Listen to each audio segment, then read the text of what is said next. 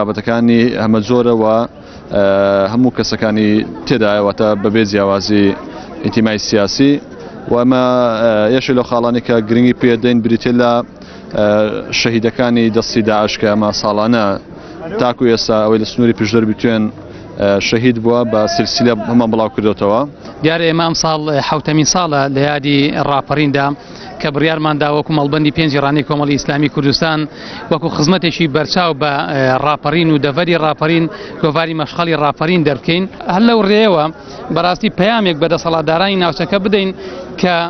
ڕانیە ئەوەیە کە ئێوە لافی دەسەڵاتدارەتی 26 ساڵە لێدەن بەسەر هەرێمی کوردستاندا و ڕانی دەواازی ڕاپەڕین کەم بە حساب لێرەوە چەخمەخەی ڕاپەڕین لێدام، بەڵام ئەوەیە خزمەتەکەتان بۆ شاری ڕانیەکە بەڕاستی دەمانەوێت ئەو پەیامە بدەین بۆی بتوانن لە ڕێگای ئەو گۆڤارەوە ئێمە خزمەتێکی زیاتر بە ڕاپەڕین و بە دۆزی گەلی کورد و